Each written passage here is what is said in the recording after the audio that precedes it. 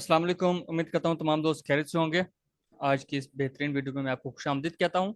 जो लोग न्यू हैं, डिस्क्रिप्शन में ग्रुप्स के लिंक्स हैं, वो वहाँ से ज्वाइन करके ग्रुप भी ज्वाइन कर सकते हैं। सिग्नल ग्रुप जिसने ज्वाइन करना हो तो वो सिग्नल ग्रुप भी हमारा ज्वाइन कर सकता है। डिस्क्रिप्शन में जो लिंक है ग्रुप का मेन, वहाँ से आप ज्वाइन करके एडमिन को मैसेज करें और ज्वाइन कर सकते हैं। इसके अलावा इसने हमारे इस आखिरी फ्री बैच में एडमिशन लेना हो तो वो अपना एडमिशन भी ले सकता है। डिस्क्रिप्शन में लिंक्स अवेलेबल हैं तमाम चीज़ों के, आप वहाँ पर ज्वाइन होके एडमिन को मैसेज करें और अपना एडमिशन जो है वो कंफर्म करवाएं। ये फ्री है बैच, इसके बाद हम कोई फ्री बैच नहीं करेंगे, यहाँ तक हमारा ये क्लोज हो जाएगा सिस्टम। ठीक है। अच्छा जी, हम आते हैं हमारे आज के टॉपिक की तरफ। फेड भाई क्या है और ये भाई क्यों है? ठीक है। सबसे पहले आते हैं फेड की तरफ कि फेड क्या है और फेड क्यों है। यार कहाँ गया ये, इसको खत्म करो। ओके। फेड, ये बेसिकली फेडरल रिजर्व सिस्टम को फेड कहा जाता है। ये दो वर्ड अलग अलग हैं, फेड और एफओएमसी। ठीक है। फेडरल रिजर्व सिस्टम, इसको फेड कहते हैं। ये अमेरिका का जो है वो मरकजी बैंक होता है और इसे फेड भी कहते हैं, फेडरल रिजर्व भी कहते हैं। ये 1910 12 13 के करीब जो है इसको बनाया गया था। इसका जो पर्पस था वो ये था कि अमेरिकी जो मईशत है उसको स्टेबल रखना। इसकी जिम्मेदारियों में उनकी मॉनेटरी पॉलिसी, जैसे कि इंटरेस्ट रेट होता है, उसको डिसाइड करना, मार्केट में जो पैसा है उसको कंट्रोल करना, इन्फ्लेशन ताकि काबू में रहे।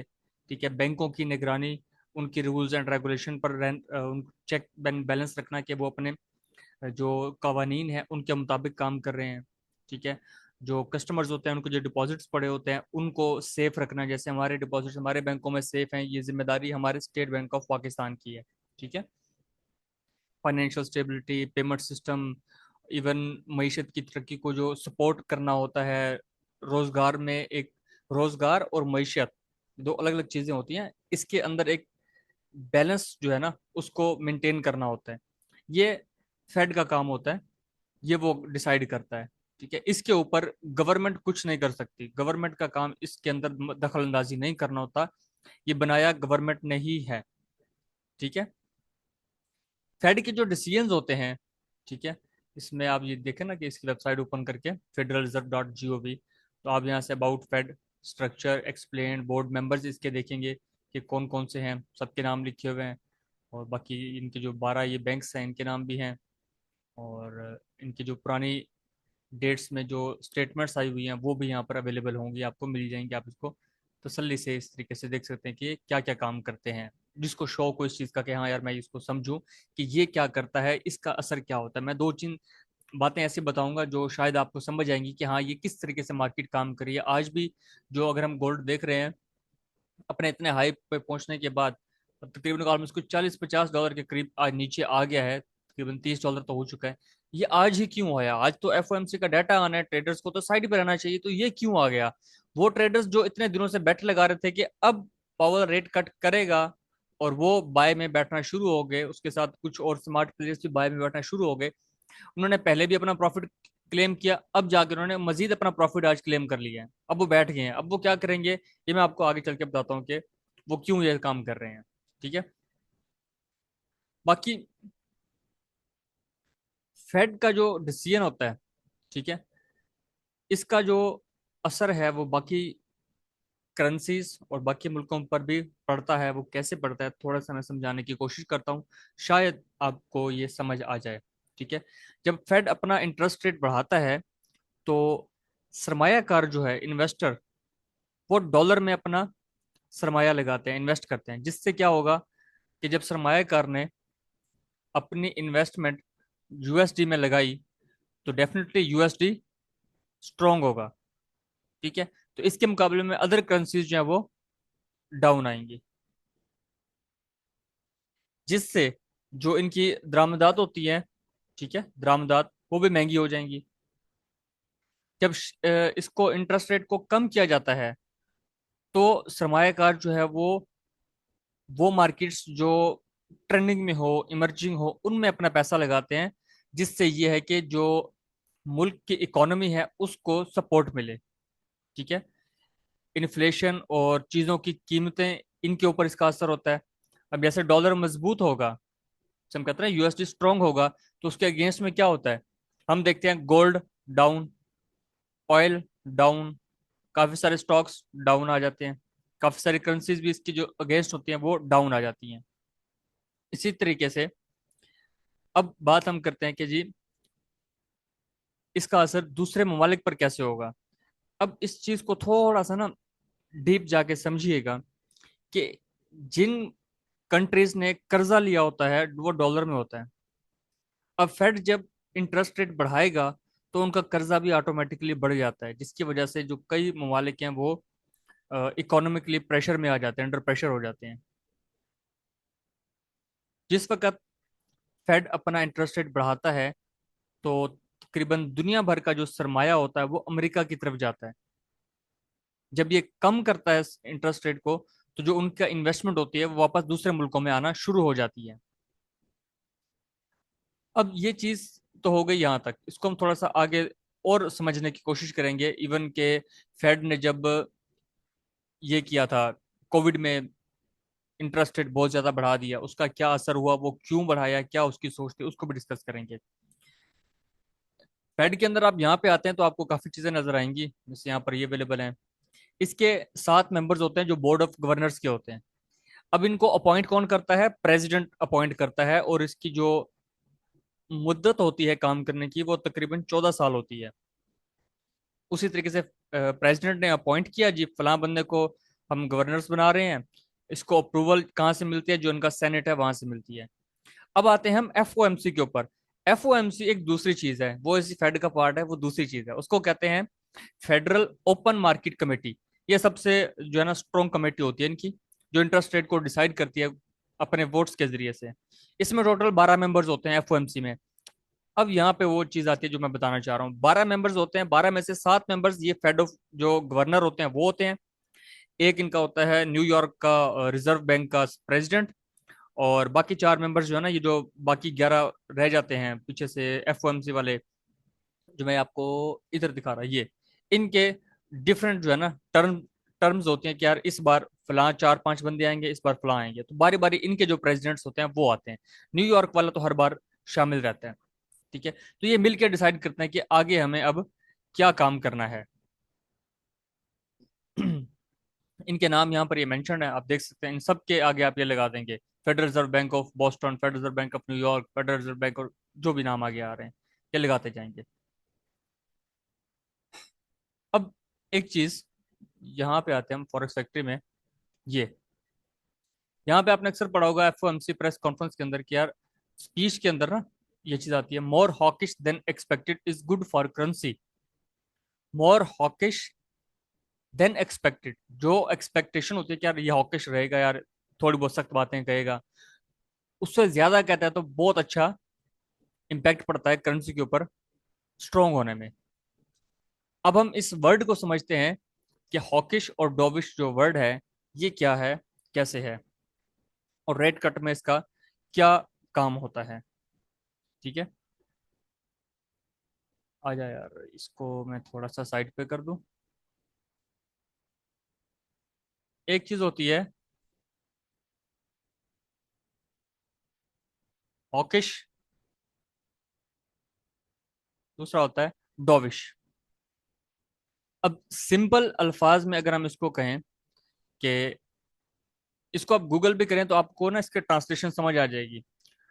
हॉकिश इसका मतलब यह है कि सख्त अंदाज, डॉविश इसका मतलब यह है कि नर्म अंदाज। जो उसकी स्पीच है ना वो उसमें नरमी शो हुई है, वो नरमी किस हवाले से है और वो सख्ती किस हवाले से होती है वो मैं आपको तो अभी बताता हूँ। ठीक है, डॉविश में आ जाता है जी कि सेंट्रल बैंक या पावल जो है उसका रवैया जो है वो अब ठंडा है, सुस्त है, नर्म है। वो मईशत को सपोर्ट करने के लिए रेट को कट कर रहा है। ठीक है, मतलब रेट का कट होना अब ये आपको इंडिकेट कर रहा है कि ये इट्स सेल्फ एक डोविश स्टांस है। तो फिर हॉकिश क्या हुआ, रेट का इंक्रीज होना, ये इटसेल्फ एक पहली इंडिकेशन हमें दे रहा होता है कि ये एक हॉकिश स्टांस है। हॉकिश और डोविश को जो अभी मैंने बताया ये याद रखिएगा कि ये होता क्या है। हॉकिश सख्त रवैया, डॉविश नर्म रवैया। ठीक है। हॉकिश जब सख्त होगा तो ये अच्छा है यूएस डॉलर के लिए। जब हॉकिश होगा तो यूएस डॉलर कहाँ जाएगा, ऊपर की तरफ। इसके एसोसिएटेड पेयर्स में हम स्पेशली गोल्ड की बात करेंगे तो गोल्ड कहाँ आएगा, डाउन। डॉविश स्टांस में क्या होगा, ये आता है डाउन की तरफ यूएस डॉलर। गोल्ड कहाँ जाएगा, अप साइड की तरफ। अब यहाँ पे आप आ जाए रेट के ऊपर कि रेट इंक्रीज किया तो गोल्ड डाउन, रेट कट किया तो गोल्ड अप। ये हो गया इसका एक सिंपल सा काम। इसको आपने नोट कर लेना है और अपने सामने रखना है जब भी आप किसी एफओएमसी के मेंबर की स्पीच सुन रहे हो या उसके हवाले से कोई डिसीजन चीजें सुन रहे हो आप, यूएस की इकोनॉमी के हवाले से कुछ बातें सुन रहे हो, किसी की स्पीच सुन रहे हो कि यार ये इंपॉर्टेंट बंदा है, ये मार्केट पे असर रखता है, इसका जो स्पीच है वो हॉकिश है या डॉविश है, तो इसका असर बराह रास्त मार्केट पर क्या पड़ेगा। तो जब आपके सामने ये होगा आपको आइडिया हो जाएगा, आपको अंदाजा हो जाएगा कि यार मुझे अपना जो डिसीजन है वो क्या बनाना है। हॉकिश स्टांस क्यों यूज किया जाता है वो मैंने अभी आपको बताया कि जब रेट बढ़ाना हो, और रेट बढ़ाया क्यों जाता है, जब महंगाई को कंट्रोल करना हो, जिससे यूएस डॉलर स्ट्रोंग होता है। इसका मार्केट पे क्या असर पड़ता है, एक असर और भी इसका होता है, वो ये होता है हॉकिश स्टांस में जब रेट इंक्रीज कर दिया जाता है तो स्टॉक मार्केट पर इसका जो है ना वो दबाव पड़ता है, और जो बॉन्ड्स हैं, यील्ड्स होती हैं, उनके ऊपर भी इसका प्रेशर पड़ता है। तो लोग वहां पर जो है ना वो जरा अपने आप को एहतियात करना शुरू कर देते हैं। अब एक चीज थी कि कोविड की अगर हम बात करें, यहाँ पर मैं आपको अगर दिखा सकूं ये रही हिस्ट्री। हिस्ट्री में मोर में आते हैं तो क्या ये पुरानी हिस्ट्री दिखाएगा हमें, नहीं इधर नहीं, इधर इधर आएगा ये फेडरल रिजर्व के रेट्स। हाँ ये रहा। उम्मीद है कि आ जाना चाहिए हमारे पास। ओके ओके, एक बार इससे पीछे का भी डाटा हम देख लेते हैं। ये देखिए, इससे पहले 2014 वगैरह इन सब में देखो क्या रेट चल रहा है।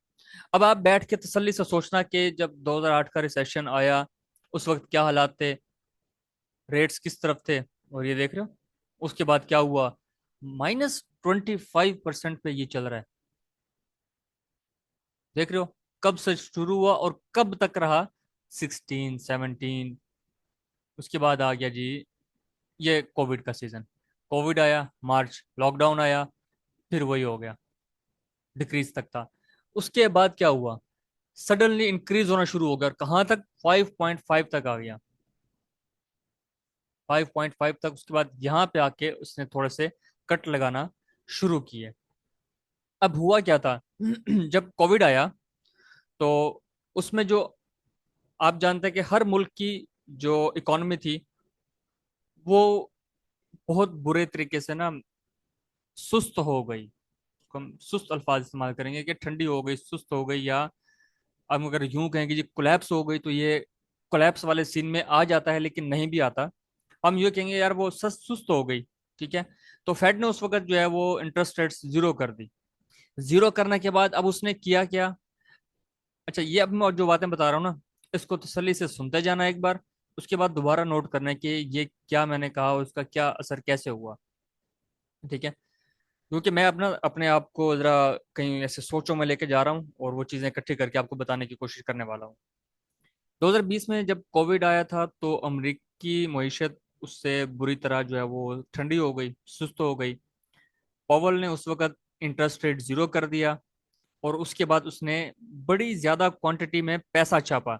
जो पैसा उसने बाद में यूज इसलिए भी किया, एक above the table with records दिया बैंकों को, दूसरा बैंकों को सेव करने के लिए अंडर द टेबल भी दिया पैसा। ठीक है। इसलिए छापा, इसलिए दिया ताकि मईशत को वक्ती तौर पर सहारा मिल सके। और इसकी इस हरकतों की वजह से जो एक बहुत से बैंक्स बार बार ये प्रेडिक्ट कर रहे थे कि 23 24 25 ये रिसेशन का साल आ गया, रिसेशन का आ गया, लेकिन इसकी इस समझदारी की वजह से, इसकी इस पॉलिसीज की वजह से वो अभी तक बची हुई है इकोनॉमी अमेरिका की। ठीक है। 21-22 में अमेरिका और दुनिया भर में महंगाई थी, हमें सबको पता है। अमेरिका में महंगाई जो है ना तकरीबन कहते हैं कुछ 40-50 साल की बुलंद तरीन सतह पर पहुंच चुकी थी, तो कि कोई 9-10% के करीब थी। और इनका जो टारगेट था पावल का, अभी भी जो टारगेट है वो 2% है। कि जी 2% पे लानी है, 2% पे लानी है। तो महंगाई को काबू करने के लिए इसने इंटरेस्ट रेट को बढ़ाना शुरू कर दिया। अब एक चीज को समझिएगा कि जब इंटरेस्ट रेट इंक्रीज कर दिया जाए तो जो कर्जा है, जो लोन लेते हैं लोग, वो भी कॉस्टली हो जाएगा। कि यार एक पर्सन आपको लोन दे रहा है 0% मार्कअप पे, तो भाई ठीक है, वापस भी उसी हिसाब से देना है। जब इंटरेस्ट रेट 5% देना पड़ेगा तो जाहिर है महंगा है। अगर पहले 1% था और अब 5% है, तो ये लोन तो महंगा हो गया। ठीक है। तो जब इंटरेस्ट रेट बढ़ता है तो लोन उसी तरीके से कॉस्टली हो जाता है। फिर क्या होता है, आम लोग आम लोग कर्जा क्यों लेते हैं? वो घरों के लिए और बाकी चीजों के लिए, ठीक है। और कुछ छोटे मोटे लोग लेते हैं कंपनियों के लिए। और कंपनीज अपने लिए भी कर्जा लेती हैं, अपने आप को बचाने के लिए, सेविंग्स के लिए, न्यू इन्वेस्टमेंट्स के लिए, परचेजिंग के लिए, ठीक है, रॉ मटेरियल्स और बाकी चीजें। अब लोग और कंपनियां कम कर्जा लेते हैं। मार्केट में जो पैसा गर्दिश कर रहा होता है वो कम गर्दिश करने लग जाता है। जब पैसा रोटेट कम होने लग जाएगा तो महंगाई नीचे आ जाती है। महंगाई जो है वो नीचे आ जाएगी। इंटरेस्ट रेट बढ़ाने से जो इन्वेस्टर है वो अपनी सरमायाकारी डॉलर में करता है। ठीक है, इससे डॉलर का जो एक वैल्यू है वो बढ़ती है, और जो ये दरामदात करते हैं वो सस्ती हो जाती हैं। अगर ऐसा हो कि फाइनेंशियल स्टेबिलिटी ना हो, महंगाई को ये इस तरीके से काबू ना करता, तो लोगों की जो कुव्वत खरीद है वो गिर जाती है, और मईशत जो होती है वो अनस्टेबल हो जाती है, फाइनेंशियली अनस्टेबल हो जाती है। तो इस वजह से उसको ये बढ़ाना पड़ा, और उसने फिर ऐसा बढ़ाया कि दुनिया ने देखा कि ये क्या कर दिया, और इस लेवल तक जाके बढ़ा दिया कि यार काफी लोगों के बैंक्स जो है वो कोलैप्स कर गए इस चक्रों में आके। अब जो एक चीज ट्रम्प कहता था कि ये एक पॉइंट कट कर दे तो मुझे $300 बिलियन बचेगा, मुझे मतलब यानी कि अमेरिका को 2 पॉइंट कट कर दे इतना बढ़ेगा। अब भी वो कह रहा है कि भाई तू बहुत लेट हो गया, लेकिन सही कर रहा है, कट कर दे। लेकिन अब टाइम ये है कि बहुत ज्यादा कट कर दे। अब बहुत ज्यादा कट भी वो नहीं कर सकता, वो फंसा हुआ है।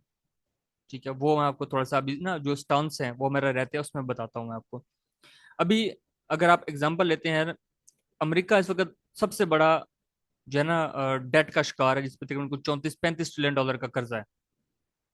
तो इसके ऊपर उनको हर साल जो इंटरेस्ट पेमेंट देनी होती है वो भी डेफिनेटली डॉलर के हिसाब से देनी होती है, और वो इस इंटरेस्ट रेट के हिसाब से देनी होती है। ठीक है। अगर फेड 25 पॉइंट कम करता है तो हुकूमत को उस हिसाब से अपना जो कर्जा है वो भी, उस कर्ज के ऊपर जो इंटरेस्ट है वो भी कम पे करना पड़ेगा। कर्ज तो लिए जा रहे हैं, बाकी उन्होंने इंटरेस्ट पे करना है, वो कर रहे हैं, वो बचे हुए हैं। इसी तरह अगर वो 50 पॉइंट कम करता है तो उसको जो पेमेंट देनी है इंटरेस्ट की वो भी उसी हिसाब से देनी पड़ेगी। ठीक है। तो जो ट्रंप ने एक बात की थी वो इसलिए कही थी कि जब 1 पॉइंट कम करता है तो ये नहीं कि अगले ही लम्हे उसको $300 अरब जो है वो बचना शुरू हो जाएगा, $300 बिलियन बचना शुरू हो जाएगा। उसने अपना जो टेन्योर रहता है उसका आगे का 3 4 5 6 साल का, उसके हिसाब से बताया कि इतने पैसे बच जाएंगे, इस हिसाब से।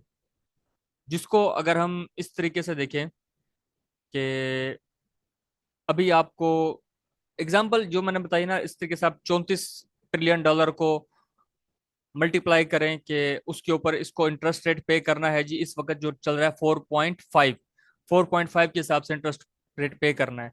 अब अगर आज ये इंटरेस्ट रेट 4% हो जाता है और ये आगे तक 4% ही रहता है, तो आप इस 4% का इंटरेस्ट निकालेंगे 34 ट्रिलियन डॉलर के ऊपर कि वो कितना बनता है। उसी को आप 4.5% के हिसाब से भी निकालेंगे, तो आपको जो डिफरेंस नजर आएगा वो इसी तरह 300 400 बिलियन डॉलर के करीब होगा। मैंने जो एक लिस्ट बनाई थी वो मुझे मिल नहीं रही, उसमें जो मैंने देखा तकरीबन 1 बेसिस पॉइंट कट करने से अगले 4 सालों में, एक साल के अंदर तकरीबन 34 ट्रिलियन डॉलर के ऊपर $85 मिलियन के हिसाब से उनको बचत होती है, जो कि अगले 4 सालों में जाकर ना $320 बिलियन बनता है।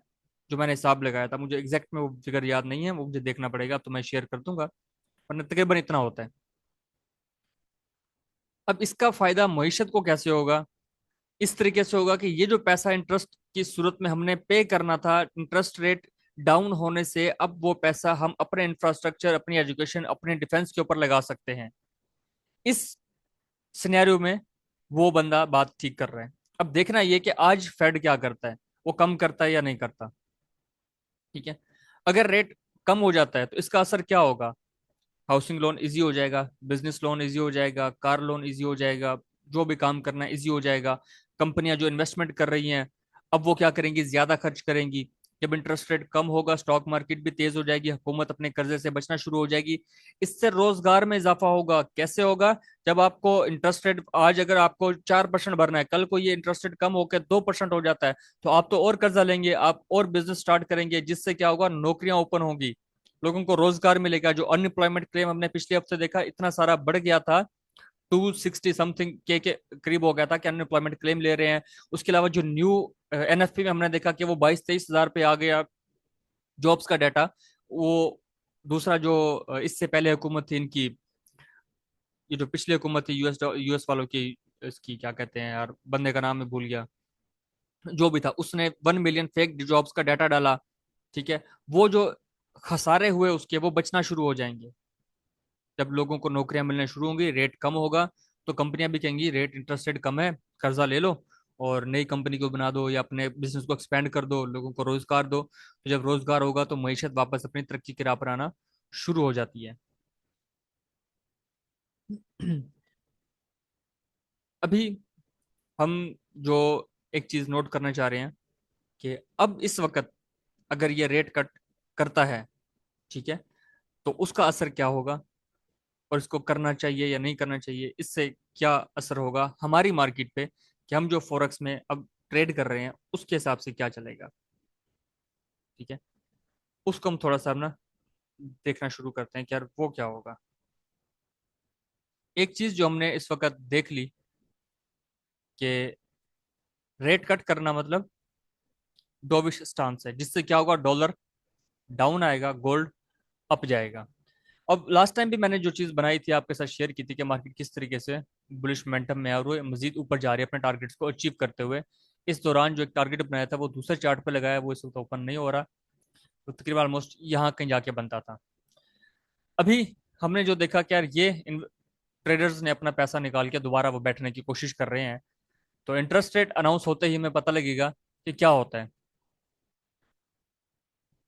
एक चीज कि इस वक्त फेड जो है ना, वो रेट कट नहीं भी कर सकता। उसकी रीजन, वो ये भी साथ साथ देख रहा है कि अगर मैं रेट कट कर दूं और ये जो डाटा मेरे सामने आ रहा है इसके हिसाब से मैं रेट कट करता हूं, तो ये कहीं मैं जल्दी तो नहीं कर रहा। अगर मैं ये जल्दी कर रहा हूं तो लोग, कंपनीज, बिजनेसेस जो अपने एक्सपेंसेस करती हैं उसके अंदर वो इजाफा कर देंगी, जिससे फिर आगे डिमांड बढ़ेगी, महंगाई दोबारा ऊपर जा सकती है, जो इस वक्त 3-4% के करीब आई हुई है। इसके अलावा इस वक्त रेट कट करना एक खुले अंदाज में हमारे सामने ये चीज शो करता है कि फ्रेड की क्रेडिबिलिटी क्या है, कि ट्रंप उसको बार बार कह रहा है कि भाई तू रेट कट कर, रेट कट कर, और उसने रेट कट कर दिया। ये भी सामने आएगा, क्योंकि क्रिटिक्स हर जगह होते हैं, इस तरह की बातें करने वाले हर जगह होते हैं। काफी लोग उसकी फेवर में भी आएंगे कि यार देर आए दुरुस्त आए, और कुछ लोग ये भी कहेंगे कि भाई तूने एक प्रेसिडेंट के कहने पर रेट कट क्यों किया, तू अपनी मर्जी से अपने डाटा को देखते हुए करो। ये चीजें भी सामने आ सकती हैं। लेकिन एक चीज है, रेट कट उसको अब करना चाहिए, अपने आप को, अपने डाटा को, चीजों को देखते हुए रेट कट उसको करना चाहिए। ठीक है, अब देखना ये कि पॉवल इस वक्त क्या करता है, एहतियात बरतता है कि इस बार रेट रोक के अगली बार कट करे, या इस बार 50 पॉइंट कट कर दे या 25 पॉइंट कट कर दे। ठीक है, डिफरेंट बैंकों ने जो अपना एस्टिमेट लगाया है उसके हिसाब से तो आज 25 बेसिस पॉइंट कट करने का अंदेशा जाहिर किया जा रहा है। तो रेट कट करने के बाद अगर कुछ महीने वो इंतजार करता है कि डॉलर के साथ क्या होता है, महंगाई के साथ क्या होता है, अगर ये वापस चार, फौज अभी 4% पे, 4% से वापस ऊपर जाना शुरू करती है, तो उसने गलत किया। अगर थोड़ा थोड़ा आहिस्ता आहिस्ता रुक के फिर नीचे आना शुरू करती है और दोबारा महंगाई ना आ जाए, तो उसने अच्छा फैसला किया। अब वो आगे भी रेट कट करने की तरफ जाएगा, वरना वो और रुक जाएगा। बाकी हम देखते हैं कि मार्केट पे इसका क्या असर होगा। जो अगर पिछले एनालिसिस की वीडियो में आपने देखा हो, मैंने कहा था कि यार इस वक्त ट्रेडर्स ये सोच रहा है फेड क्या करेगा, रेट को कट करेगा, डॉलर डाउन आएगा, डॉलर डाउन आएगा, गोल्ड अप जाएगा। अच्छा, अप जाएगा, वो पहले ही अप जा रहा है, पहले ही सारा अप जा रहा है, वो जा ही अप रहा है। तो इस सूरत में क्या होगा? इस सूरत में एक मुझे ये अंदेशा था कि रेट कट हो गया, डॉलर डाउन, गोल्ड अप। लेकिन गोल्ड डायरेक्ट अप नहीं जाएगा, वो नीचे की कोई एक स्पाइक दे, पहले 2 4 6 मिनट या वो 30 मिनट की स्पाइक कैंडल नीचे बना के, उसके बाद जैसे वो स्पीच करने आएगा, ये गया भाई साहब, ये रुकेगा भी नहीं, ऐसे स्क्रीन से भी निकल जाएगा। इस वक्त मुझे दोनों चीजों पे ये लग रहा है, अगर वो रेट कट नहीं करता, रेट पॉज कर देता है, रेट पॉज कर देता है, तो ये भी उसके एक डॉविश स्टांस में आता है। लेकिन डिपेंड करता है कि वो स्पीच में आके क्या कहता है, उसकी स्पीच हमें देखनी पड़ेगी। इस वक्त डॉलर अवेलेबल है कहाँ पे, DXY, वो हमें देखना पड़ेगा। गोल्ड यहाँ पे अवेलेबल है आज के दिन, ये जो 2 3 कैंडल्स नीचे की बन गई हैं, ये एक हिंट दे रही हैं कि यार रेट कट होगा और इसने ऊपर निकलना है। और अब जब इसने ऊपर निकलना है, तो हमें क्या करना है? हमारे पास था एक सीन कि यार डेली में ये जो कैंडल बन रही है ना, ये बड़ी खतरनाक किस्म की कैंडल बन रही है। ये वाली, ये मार्केट को कहाँ से कहाँ तक ला सकती है अगर आज के दिन ये कैंडल क्लोज हुई 700 पॉइंट्स, 735 46, 35 46 के बाद ये यहाँ तक मार्केट को ला सकती है। ये जो कैंडल बन रही है आज के दिन, अगर ये नीचे क्लोज हो जाती है, तो अगर ये निकल जाती है ऊपर की तरफ, तो भाई ऊपर गए हम। पहला टारगेट 37 96, यहां तक हमने इसको देखना है कि भाई ये जाएगा। अगर ये ऊपर निकला, इसने अपना हाई ब्रेक किया, तो अब हम डायरेक्ट बाय करके भी नहीं बैठ सकते कि यार डायरेक्ट बाय करें और पता लगे मार्केट अपनी इस तरह के स्विंग्स बनाते हुए हमें लिक्विडेट करते हुए आगे चली जाए। तो बेहतर होता है कि हम साथ साथ प्रॉफिट टेकिंग करते रहें। तो ये एरिया ब्रेक होता है तो आप एक इमीडिएटली बाय कर सकते हैं, और दूसरा इसके रिटेस्ट पे भी बाय कर सकते हैं जब मार्केट स्पीड में होगी। जैसे ही डाटा आने वाला होगा, आपको इमीडिएटली 1 मिनट की कैंडल्स एक आइडिया देंगे कि यार मार्केट ने किस तरफ जाना है। तो जिस तरफ जाने का वो हिंट दे दे, आप एक ट्रेड उसी तरफ की लगा के बैठ जाएं। वो पूरा इशारा मैंने आपको पिछली वीडियो में दिया होता है, किस किस तरीके से आपने इसको पकड़ना है। ठीक है, कितना रिस्क आप ले सकते हैं वो आपने लेना है। ये अच्छा हुआ मेरे हिसाब से कि यार ये मार्केट इस तरीके से नीचे आई है और नीचे गिरी है। तो ये एक इंटरनल मुझे कॉन्फिडेंस दे रही है कि यार इसने बाय में जाना है। तो मेरी कोशिश है कि यार एक कोई 15 20 डॉलर 30 डॉलर का ना एक छोटा सा ट्रेड यहाँ पे लगा दूंगा बाय का। उसके बाद देखेंगे, वो ऐसा ही सारा वही होगा, आगे देखेंगे कि आगे इसने क्या करना है। ऊपर जाती है, क्योंकि पहली स्पाइक में तो नहीं पकड़ा जाएगा, दूसरी कैंडल देखनी है वो कहाँ जाती है। न्यूज में मैंने आपको कहा था कि एक चीज आपने गौर करनी है कि न्यूज के दौरान जिस वक्त एक कैंडल बन जाए, तो उसके बाद जो अगली कैंडल बनती है उसको भी आपने देखना है कि अगली कैंडल्स में कहीं कोई इनसाइड बार की कैंडल तो नहीं बन रही। अगर इनसाइड बार की कैंडल बन जाती है और वो जिस साइड ब्रेक होती है, मार्केट के उस साइड पे निकलने के चांसेस बहुत सुनहरी हो जाते हैं, बढ़ जाते हैं। अगर मैं यहाँ कोई M1 में प्रीवियस कोई कैंडल देखूं इस तरह की, अगर मार्केट ने कुछ दिया हो, कि लास्ट टाइम भी मैं देख रहा था मार्केट ने वही काम किया, जिस साइड की इनसाइड बार बनाई थी उसको ब्रेक करते ही मार्केट निकल गई। मिलेगी कम, लेकिन मिलेगी, न्यूज के टाइम पर मिलेगी। अब पिछले न्यूज कब आई थी? फ्राइडे को आई थी, फ्राइडे फ्राइडे, मंडे आ रहा है, सैटरडे फ्राइडे, इस फ्राइडे को भी नहीं हो, पिछला फ्राइडे वो गुजर गया, यहाँ पे अभी M1 में शो नहीं होगा। तो इनसाइड बार का मैंने आपको बताया हुआ है ऑलरेडी, मैं आपको एक बार फिर से भी बता बता देता हूँ। ये देखो, ये यहाँ पे बनी हुई है यार, ये देखो, ये जो रेड कैंडल है ये इनसाइड बार है। क्यों? इसका लो पॉइंट यहाँ है, हाई पॉइंट यहाँ है, इससे प्रीवियस कैंडल का हाई इधर है, लो इधर है। ये कैंडल कहाँ क्लोज हुई? इसके अंदर क्लोज हुई, तो ये एक इनसाइड बार हो गई। ये कैंडल आई, इसने नीचे ब्रेक करने की कोशिश की, लेकिन बॉडी अंदर क्लोज होगी। फिर अगली कैंडल ने क्या किया? नीचे ब्रेक कर दिया, क्लोजिंग भी यहाँ दे दी, इनसाइड बार को नीचे ब्रेक किया। उसके बाद देखो, खड़क करके नीचे M1 के अंदर 660 पिप्स आपको दे गई है। तो ये चीज भी हम वहां पे आपने मॉनिटर करनी है, देखनी है। अभी तक के लिए इतना था। अब आप जो फेड की चीजें है ना, हॉकिश क्या है, डोविश क्या है, इसको समझेंगे। एक चीज मैं आपको और बता दूं, हाँ याद आ गया, देखो ना, काम की बात एंड पे याद आई है। यहाँ पे ये एक FOMC स्टेटमेंट होती है। आप यहाँ पे आएंगे, लेटेस्ट रिलीज पे क्लिक करेंगे, यहाँ पे देखेंगे ये आ गया जनवरी, मार्च, अप्रैल, मई, जून, सितंबर। आज यहाँ पे ना जैसे ही ओपन होगा तो ये इस तरह की स्टेटमेंट्स आ जाएंगी, फौरन एक एक आधे मिनट के अंदर आ जाएगी। यहाँ पे इसको रिफ्रेश करते रह के यहाँ पे आ जाएगी। तो आपने क्या करना है, आपने उसको HTML में ऐसे ओपन कर लेना है। ओपन करने के बाद यहाँ से कॉपी करना है, ये इधर तक, इसको कॉपी करके आपने चैट जीपीटी ओपन कर लेना है, उसके अंदर ये सारा पेस्ट करके साथ लिख देना है कि ये स्टेटमेंट हॉकिश है या डॉविश। पेस्ट करके इमीडिएटली वो आपको स्टार्ट में बता देगा कि ये डॉविश स्टेटमेंट है या हॉकिश स्टेटमेंट है। तो ये भी आपको एक इंडिकेशन दे रही है कि उसके क्वेश्चन आंसर से पहले जो उसने पढ़ी हुई स्पीच पढ़नी है वो क्या असर अंदाज होगी मार्केट के ऊपर। वो हॉकिश है, मतलब अब आप बेहतर जानते हैं, डॉलर ऊपर गोल्ड नीचे, भले रेट कट हो जाए जो मर्जी हो जाए, ये काम ऐसे होगा। अगर वो डॉविश है तो गोल्ड गया ऊपर, डॉलर नीचे। ये चीजें आपने आज फिर खुद मॉनिटर करनी है, इमीडिएटली देखनी है। मैं इंशाल्लाह अवेलेबल हुआ तो आपको साथ साथ इंशाल्लाह बताता रहूंगा, और अवेलेबल ना हुआ, अगर मेरी कोई ट्रेड फंस गई, तो मैं फिर साइड पे रहूंगा। ठीक है, अपना बहुत सारा ख्याल रखिएगा। दोबारा बहुत जल्द मिलते हैं इंशाल्लाह। अल्लाह हाफ़िज़।